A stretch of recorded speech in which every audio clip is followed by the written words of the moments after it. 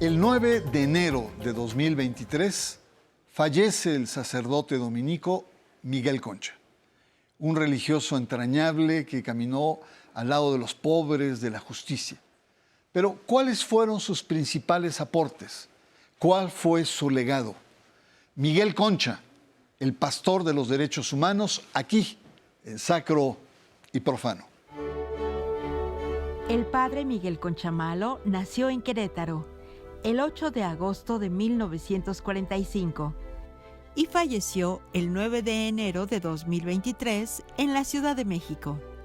Fue sacerdote de la Orden de Predicadores en México, conocidos como dominicos. Fue doctor en teología, periodista, maestro universitario e intelectual. Miguel Concha fue un religioso volcado a la defensa de los derechos humanos. Se orientó a favor de la paz y la justicia social. Fue también un referente obligado en la lucha por la democratización del país.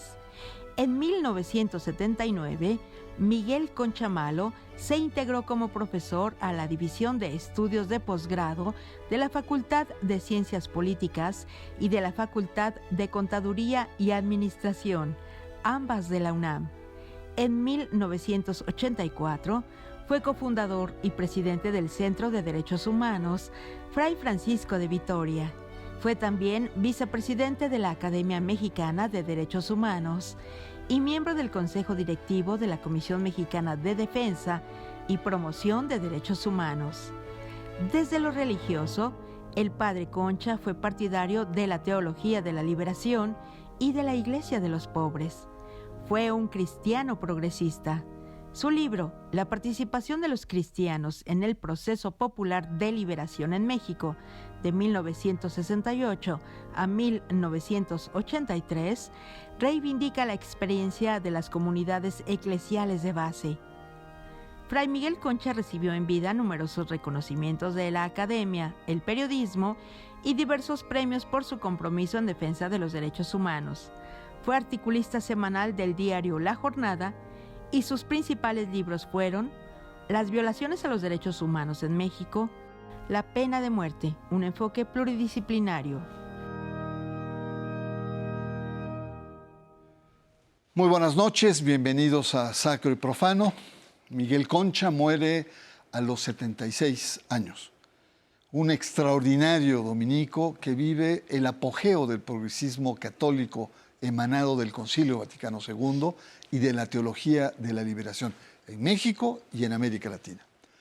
Como vimos en la cápsula, Miguel Concha tiene muchas facetas. Es precursor en México de los derechos humanos, académico, periodista, impulsor de la sociedad civil comprometida con la justicia social, pero ante todo un hombre de fe, un buen sacerdote. Para recordar su obra y su trayectoria, agradezco la presencia del académico Manuel Canto, y activista social también, y de Carlos Ventura, discípulo y defensor de los derechos humanos e integrante actualmente de Serapaz.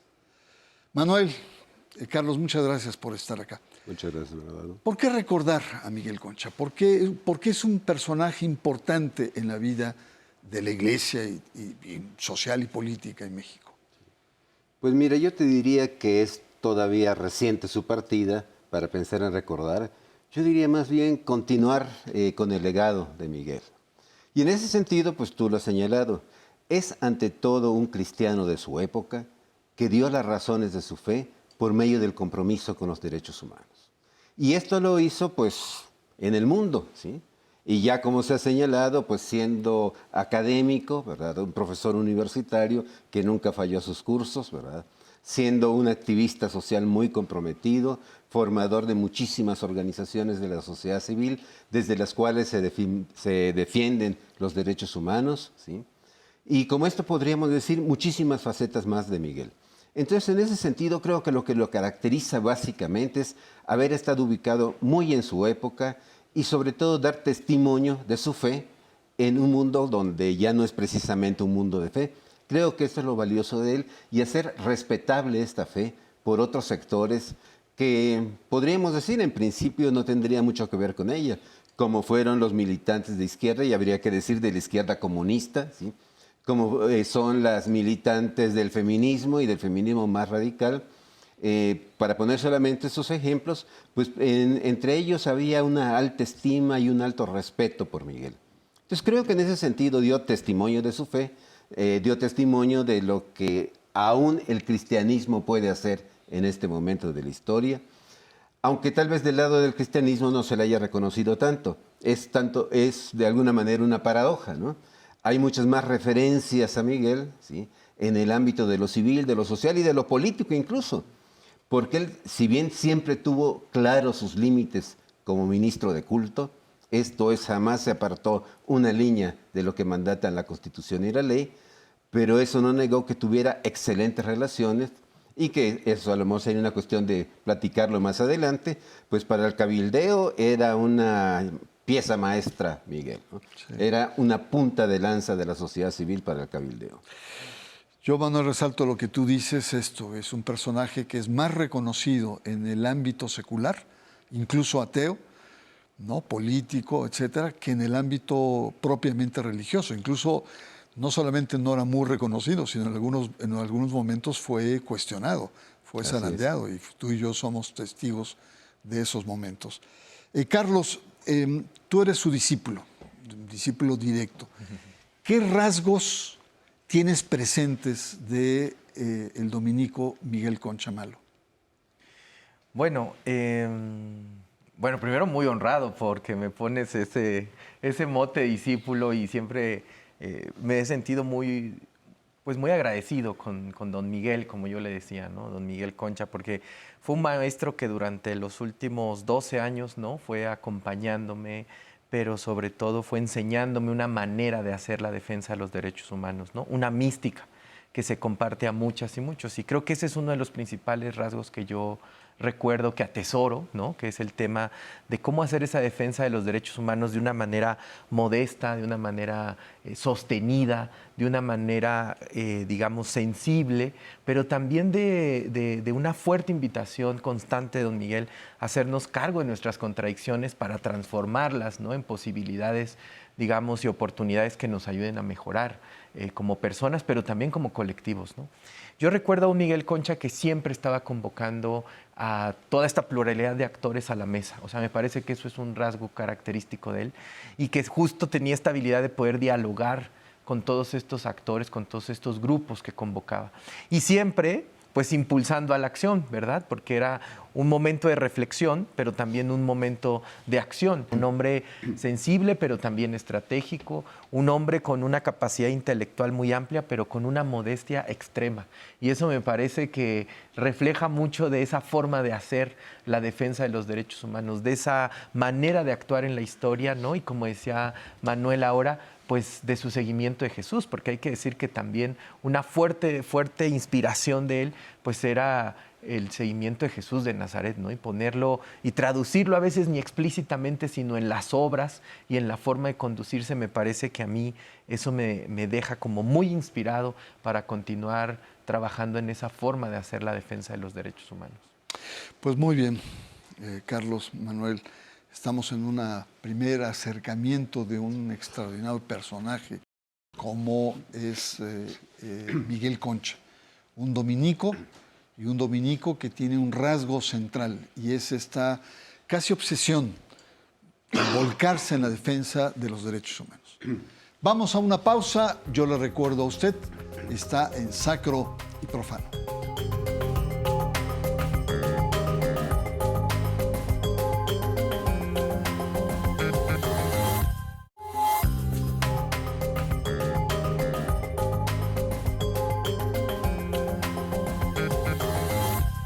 Regresamos a Sacro y Profano. Estamos viendo, recordando la vida, los aportes, los legados del dominico sacerdote Miguel Concha Malo. Él estuvo aquí varias veces en Sacro y Profano, y la última vez hablamos sobre uno de los grandes dominicos en la Edad Media, que incluso se adelantó a su tiempo en materia de derechos humanos, pero también hubo otros como Fray Bartolomé de las Casas, como Montesinos y, en fin, varios otros. Carlos, quisiera preguntarte cómo esos personajes, precursores desde la Edad Media en la primera evangelización de México y de América Latina, que defendieron los derechos de los indígenas, se enfrentaron a los poderes, influyeron en Miguel Concha o lo inspiraron. Bueno, Miguel, yo creo como un buen dominico, eran sus referentes, ¿no? Domingo de Guzmán era, digamos, el padre fundador de la orden a la que perteneció. Yo recuerdo mucho de Miguel hacer muchas referencias a Fray Bartolomé Las Casas por lo que hace, digamos, ¿no? A la opción por defender, ¿no? Los derechos de los pueblos indígenas, que luego, por cierto, todos estos personajes inspiraron la fundación de centros de derechos humanos que llevan ahora su nombre, ¿no? Pero particularmente recuerdo mucho cómo nos compartía la referencialidad de Francisco de Vitoria, que fue, digamos, el nombre que puso al Centro de Derechos Humanos que él cofundó y que dirigió durante tantos años. Y sobre todo porque era interesante poder ver cómo actualizaba el pensamiento de estos grandes dominicos. De Francisco de Vitoria recuerdo mucho la elaboración que se hacía a partir del pensamiento de este dominico y la Sociedad de Naciones Unidas, ¿no? La idea, digamos, de una comunidad internacional defensora de derechos humanos, y de ahí que pudiéramos, digamos, nuestras estrategias de acudir al sistema universal de derechos humanos, hundirlo en ese pensamiento también de Francisco de Vitoria, ¿no? O sea, y bueno, Antonio de Montesinos, sin duda alguna, también fue una figura importante, como muchos otros, como Fray Julián de Garcés, que se me confunden siempre. Todos estos dominicos, yo creo que eran parte del acervo intelectual de Miguel. Pero más que dejarlo, digamos, como en una elaboración meramente teórica, buscaba pistas para la acción, ¿no? De ahí que creo que muchos de estos centros de derechos humanos se inspiran en estas figuras, pero se inspiran en una tradición, ¿no? En una escuela que tiene que ver con la familia dominicana, donde Miguel propiamente siempre estuvo adherido y siempre, digamos, era un hombre de iglesia y un hombre de fe y un hombre de la familia dominicana, ¿no? Claro, los derechos humanos de indígenas que los dominicos desplegaron en Chiapas, que hasta la fecha sigue siendo muy importante. Y bueno, tenemos a don Raúl Vera, que también está muy imbuido en esa perspectiva. Manuel, pero también fue un académico, Miguel Concha, y fue un periodista. Así como decías que era muy perseverante en sus clases, no le fallaba, pero los sábados era casi religioso su participación en la jornada. Cuéntanos un poco de estos rasgos de estos dos, académico y el periodista. Sí. Algo que fue muy interesante de Miguel es su capacidad de hacerse oír en la universidad, y creo que no es solamente el hecho de tener esta capacidad, sino que también era una estrategia, Miguel. Y esa estrategia es justamente acercar estudiantes a el medio de los derechos humanos, ¿sí? Al medio de la defensa de los movimientos sociales, ¿sí? Pero también ponerlos en diálogo con la fe, pero no una fe de adoctrinamiento, sino una fe testimonial, una fe viva como era la que realizaba Miguel. Entonces, en ese sentido, él, digamos, a veces hasta sorprende los lugares donde estuvo, porque su cátedra más antigua, hasta donde recuerdo, fue en la Escuela de Comercio y Administración, en la Facultad de Comercio y Administración, y entonces ahí él hasta el momento de su muerte, daba una cátedra de ética, que era también los sábados, ¿verdad? Entonces nunca faltaba su clase de ética, ¿verdad? Pero sobre todo llamaba mucho la atención que las personas de la facultad, las autoridades universitarias, pues lo convocaban a muchísimos eventos, ¿verdad? Donde cada vez más introducían el elemento de ética. En ciencias políticas, pues durante también muchísimo tiempo fue profesor en el posgrado de estudios latinoamericanos, y no solamente daba clases, sino dirigía tesis. Y es evidente que su influencia se hizo sentir cuando vemos que hubo muchísimas tesis sobre el tema de los cristianos, la teología de la liberación en América Latina y, por supuesto, los derechos humanos en América Latina. Y creo que también es el sentido que tenía su presencia en el periodismo. Creo que si de alguna forma pudiéramos tratar de construir una imagen, Miguel periodista es vocero de los movimientos sociales, ¿sí? Tal vez eran menos los artículos donde él daba opinión sobre algún fenómeno relevante, y me atrevo a afirmar muchos más donde hablaba de los movimientos sociales que en ese momento estaban enfrentando algún conflicto específico. Para muchas organizaciones, pues cuando se quería dar a conocer un problema que estaban enfrentando, pues había que ir a ver a Miguel Concha para que escribiera al respecto. Y entonces le acercaban información, él se asesoraba a las conocedoras del tema y hacía sus artículos. Para él hacer el artículo era todo un proceso de elaboración, pero en eso convirtiéndose en vocero de la gente que estaba luchando por una causa relacionada con la transformación de las estructuras, sea relacionada con los derechos humanos, que al final de cuentas van de la mano. Es interesante ver el primer libro de Miguel, Los Cristianos y la Revolución, ¿sí? Pues es también justamente eso, dar cuenta de las experiencias de cristianos en América Latina que están por la revolución, ¿verdad? Y él, incluso allá en el mismo libro, define la revolución, o sea, no es una cruzada, es el cambio de estructuras. Sí, sí, me acuerdo muy bien de ese texto, un clásico. Sí. ¿No? Carlos, el tema de la Iglesia, la teología de la liberación, a Miguel Concha le toca el esplendor de las aperturas del Concilio Vaticano II, un joven, ¿no? Pero al mismo tiempo después le toca ese invierno eclesial compuesto por los pontificados de Juan Pablo II y de Ratzinger, que recién murió, de una cerrazón, incluso una guerra interna, una represión, una guerra fría frente a todo el progresismo católico. ¿Cómo vivió Miguel Concha estos dos grandes momentos? Bueno, yo respecto a eso pensaría que nunca dejó de militar esa teología, ¿no? Y esa corriente. Y nunca dejó de enseñar a las distintas generaciones la importancia de aquella máxima de la teología, que es la opción preferencial por los pobres, ¿no?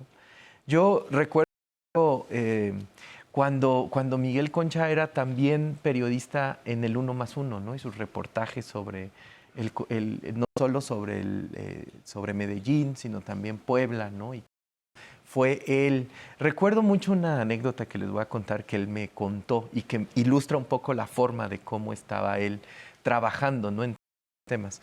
Recuerdo que cuando estaban todos los obispos en Puebla, me cuenta cómo ellos, como sacerdotes progresistas de la teología de la hacían estos escritos, ¿no? Y se los acercaban a estos obispos que estaban justo impulsando un cambio radical dentro de la forma de hacer las cosas en la Iglesia Católica, ¿no? Particularmente en la Iglesia latinoamericana. Y era muy curioso percibir en él como una especie de acción revolucionaria, ¿no? Tratando de meter las ideas, tratando de tener un grupo, digamos, de compañeros sacerdotes que incidían en este tipo de decisiones trascendentales, ¿no? Pienso que a lo largo de los años, algo que puede ser un legado de la forma de hacer ese trabajo de Miguel tan dedicado, tan sostenido, con una capacidad teológica bastante aguda, ¿no? de reflexión, pero sobre todo de llevarlo a la acción, es el legado que tiene la propia propuesta de la teología de la liberación, en donde él reconocía que esa propuesta trascendía los límites confesionales, es decir, se convertía en una apuesta política de transformación de toda aquella estructura de opresión, ¿no? Y eso me parece que es un legado muy importante, no solo para esa generación que tan de cerca, que fue forjador de esas experiencias y de esos trabajos dentro de la Iglesia, sino que lo trasladó a otras experiencias como la de derechos humanos y que inspiran, ¿no? Para poder transformar una realidad que lastima, ¿no? Y eso me parece que es un legado que deja desde esas épocas hasta las nuevas generaciones que tuvimos oportunidad de escuchar enseñanzas sobre estos aspectos. Manuel, hizo referencia a lo de Puebla. Tú eras el coordinador, tú eras el corazón de todo ese grupo, que no solamente eran sacerdotes católicos, estaban grandes teólogos, Boff, Gustavo Gutiérrez, y no lo digo yo, está escrito en el libro de Fray Beto, que se llama algo así como 77 días, no recuerdo, en Puebla o algo así, que fue toda una epopeya. Miguel Concha comprometido no solamente en las cuestiones sociales, derechos humanos, como hemos visto, sino un hombre de iglesia, profundamente de iglesia, ¿no? Y que por supuesto defendía su postura. Tú viviste muy de cerca desde el centro de Antonio Montesinos todas estas reflexiones, sensibilidades de Miguel Concha. Cuéntanos. Claro. Pues mira, sí, efectivamente, y creo que lo interesante de Miguel es que él, cuando era necesario y cuando era riesgoso incluso, se convertía en la cara visible de los teólogos de la liberación. Algunas anécdotas, sobre todo el 92 en Santo Domingo, que ya está la llamada restauración de la iglesia, como la bautizó tu colega Giancarlo Císola, ¿verdad? Pues ya estaba en todo su apogeo, ¿verdad? Y entonces, pues, los teólogos tenían mucho temor de hablar en público, ¿sí? Lo que hacíamos con varios centros de América Latina, pues es justamente ofrecer el espacio para que hablara pues, la gente de iglesia y también los políticos y muchos otros más. Y entonces me acuerdo mucho de un historiador brasileño que se reía bastante de Miguel porque decía, pobre Miguel, como era el único teólogo que hablaba de cara a los medios, decía, llegando a México por lo menos lo van a triturar, ¿no? Sin embargo, fue bastante paradójico, porque a su llegada a México, me acuerdo mucho de otros religiosos que lo cuestionaba por eso, por hablar en público, según él, siendo imprudente, ¿verdad? Pero realmente dando testimonio de otra manera de ver las cosas sin romper con la que podríamos llamar la línea oficial, ¿verdad? Entonces, cuando a la vuelta de Miguel a México, ¿sí? Pasaron unos meses y estos que se burlaban de él, pues les fue bastante mal en sus congregaciones. Y a Miguel, sus hermanos lo hicieron provincial, ¿sí? Lo apoyaron. Sí, entonces es claro que sabía moverse estratégicamente, ¿sí? Muy bien, vamos a una pausa. Estamos conversando sobre la vida y el legado que nos ha dejado el sacerdote dominico Miguel Concha. Usted está en Sacro y Profano.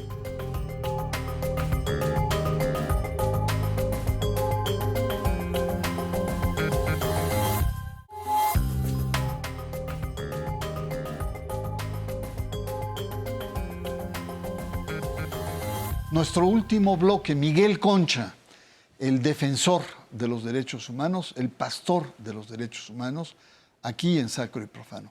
Carlos, ¿cuál sería para ti el principal legado que tenemos que estar atentos de Miguel Concha? Bueno, diría tres cosas rápido. La primera, el confirmar la importancia de hacer cada vez más vida la opción preferencial por las y los pobres, en la manera de cómo Miguel defiende los derechos humanos. La segunda, el tema de apostar siempre por el diálogo, de apostar siempre por el consenso. Y la tercera, el uso crítico y estratégico de los derechos humanos a favor de los movimientos sociales, de las causas sociales y sobre todo de los grupos más excluidos. Tipazo, ¿no? Tipazo, Miguel Concha. Tus últimos apuntes, querido Manuel. Mira, creo que un legado importante de Miguel que está por reconstruirse, por esclarecerse, es el Miguel referente para la articulación de la multiplicidad de organizaciones civiles, movimientos sociales, etcétera, que luchando por las mismas causas pues andan bastante dispersos. Y en ese sentido, pues Miguel era justamente la ocasión, ¿sí?, de reunirse. Hay muchísimos colectivos que se llamaron Grupo Cook porque se reunían en el Cook a convocatoria de Miguel. Entonces me parece que esto es algo también que hay que retomar, ¿sí?, en la experiencia, porque tiene que ver con las luchas futuras en este país. O sea, no estamos precisamente en el mejor momento de la democracia, tampoco estamos en el mejor momento de las luchas sociales, ¿verdad? Ni de los derechos humanos también. Ni de los derechos humanos, ¿verdad? Entonces las grandes causas de Miguel no están en su mejor momento. Pero creo que no eran solamente las causas de Miguel, son las causas de muchísima gente de la cual Miguel se hizo portavoz y que seguramente si ahora emprendemos el camino de vuelta, esto es dar cuenta de su experiencia, ubicarlo en un marco analítico mucho más de fondo, pues entonces más bien habría que decir, el legado de Miguel está por construirse y esa construcción pues no implica ni otra cosa, sino que simplemente pues caminar un camino mucho más expedito para organizaciones de derechos humanos, organizaciones civiles en general y sobre todo para el movimiento social, que fue su referente indiscutible. Manuel Canto, Carlos Ventura, muchas gracias por su presencia aquí Gracias en Sacro a ti, y Profano. Bernardo. Y bueno, los tres que estamos sentados en esta mesa conocimos al padre Miguel Concha, damos testimonio de un elemento que a veces es difícil, pero es su calidad humana. Difícil transmitir, su calidez, su buen trato hacia los demás. Era una persona entrañable, querida. Y muchas veces el adiós no basta. Son los recuerdos, son los aportes, son los sentimientos compartidos. Querido Miguel Concha, hasta siempre y nos vemos pronto. Soy Bernardo Barranco y le espero la próxima semana en Sacro y Profano.